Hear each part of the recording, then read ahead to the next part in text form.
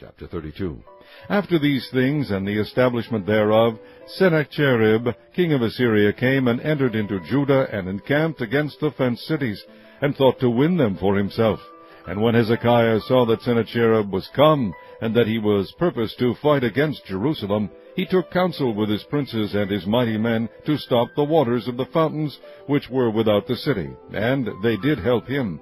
So there was gathered much people together, who stopped all the fountains, and the brook that ran through the midst of the land, saying, Why should the kings of Assyria come and find much water? Also he strengthened himself, and built up all the wall that was broken, and raised it up to the towers, and another wall without, and repaired Millo in the city of David, and made darts and shields in abundance.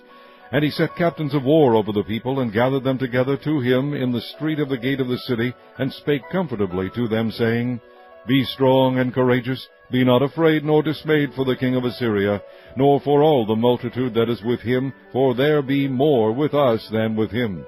With him is an arm of flesh, but with us is the Lord our God to help us, and to fight our battles. And the people rested themselves upon the words of Hezekiah king of Judah. After this did Sennacherib king of Assyria send his servants to Jerusalem, but he himself laid siege against Lachish, and all his power with him, unto Hezekiah king of Judah, and unto all Judah that were at Jerusalem, saying, Thus saith Sennacherib king of Assyria, Whereon do ye trust, that ye abide in the siege in Jerusalem? Doth not Hezekiah persuade you to give over yourselves to die by famine and by thirst, saying, The Lord our God shall deliver us out of the hand of the king of Assyria? Hath not the same Hezekiah taken away his high places and his altars, and commanded Judah and Jerusalem, saying, Ye shall worship before one altar, and burn incense upon it? Know ye not what I and my fathers have done unto all the people of other lands? Were the gods of the nations of those lands any ways able to deliver their lands out of mine hand?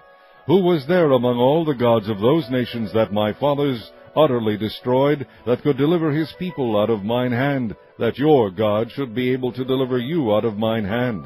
Now therefore let not Hezekiah deceive you, nor persuade you on this manner, neither yet believe him, for no God of any nation or kingdom was able to deliver his people out of mine hand, and out of the hand of my fathers. How much less shall your God deliver you out of mine hand? And his servant spake yet more against the Lord God, and against his servant Hezekiah. He wrote also letters to rail on the Lord God of Israel, and to speak against him, saying, As the gods of the nations of other lands have not delivered their people out of mine hand, so shall not the God of Hezekiah deliver.